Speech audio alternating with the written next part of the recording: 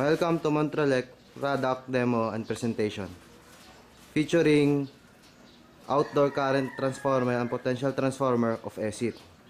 So let's have brief discussion about ESIT. So si ESIT is a Turkish manufacturing company of instrument transformers, outdoor and indoor potential transformers and current transformers. So si ESIT follows ANSI and IEC standards, which is the American and European standards. Isa pang advantage ni ESIT is meron siyang certificates ng ISO and OSHA. Ibig sabihin, the quality of their operation and products is secured. So today, we're going to feature their outdoor current transformer and potential transformer. Nasa harapan natin ngayon ang outdoor current transformer of ESIT, CTH20 model. So punta tayo ngayon sa parts ng ating current transformer. So ito ang ating primary terminal kung saan kakabit si Meralco kahit anumang source natin, ingoing at outgoing. Primary toppings na pwede nating baguhin kung ano ang requirements nating current. Nameplate kung saan nakalagay ang mga rating kagaya ng frequency, rated voltage, standards, primary topping, secondary topping, burden, at accuracy class. Ito naman ang ating secondary terminal, X1, X2, X3. Grounding para sa secondary. Ang topping plate, kung saan natin makikita ang dapat na topping, depende sa requirements na ratio ng ating current transformer.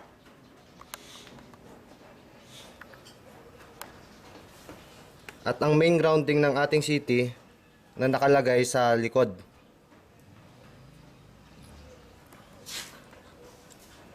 So punta naman tayo sa dapat na topping ng ating CT para sa requirement nating amperahe.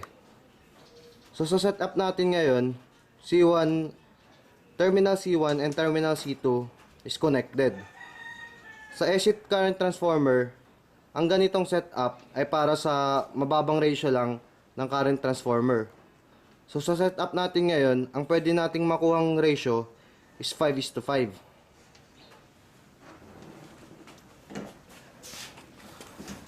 So tignan natin ang ating topping plate kung anong dapat na connection para sa 5:5. So para sa 5:5, primary connection C1, C2 na nakakonect sa ating primary ngayon, at sa secondary ang dapat nating i-connect is X1, X2 papunta sa ating metro. Kung kailangan naman natin ng higher ratio, which is the 10:5 and 15:5, nakikita natin sa ating topping plate na kailangan nating baguhin ang ating primary connection.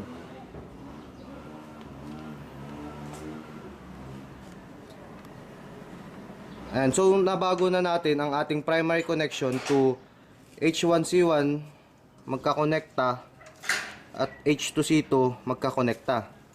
So sa ganitong setup, ang makukuha natin ay ang high ratio ng ating current transformer, which is the 10 or 15:5.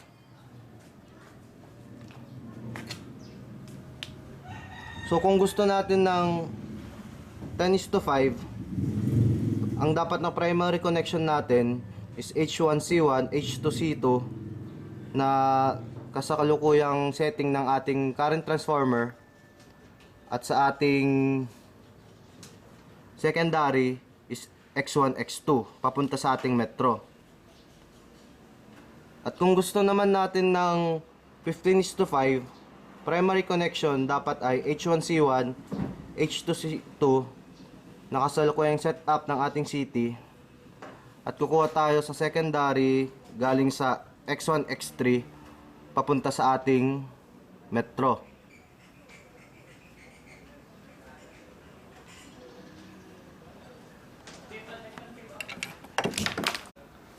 So, ang mga dapat nating isaalang-alang sa paggamit ng ating CT ay ang mga sumusunod.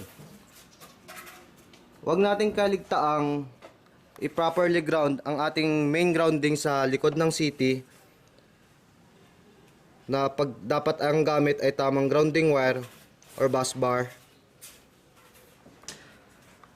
At sa ating secondary, dapat pag gumamit tayo ng papunta sa metro, either X1, X2 o kaya X1, X3, dapat isa sa mga kable ay naka-ground. Nasa harapan natin ngayon ang potential transformer ni ESIT outdoor type VTH20 model. Punta tayo sa parts ng ating potential transformer.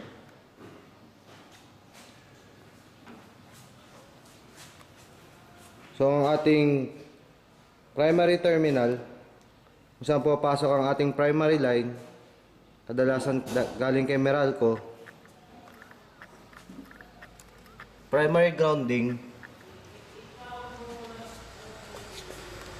secondary terminal, at ang ating secondary grounding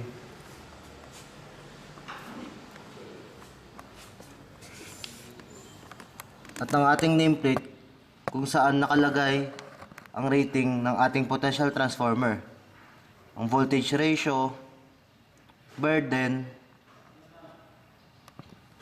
accuracy class, standards, at iba pa. So sa connection ng ating potential transformer sa primary,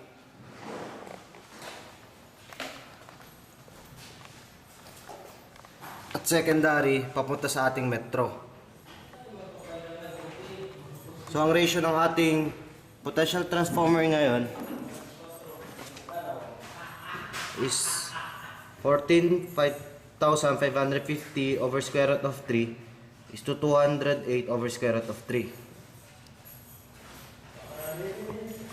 Ang mga dapat nating isaalang-alang sa ating potential transformer ay ang ating main grounding na nakalagay sa likod. Dapat wag kaligtaan na i-properly ground gamit ang Ostong grounding wire. At sa ating secondary naman, pag gagamitin natin ito papuntang metro, dapat isa sa mga terminal ay naka-ground.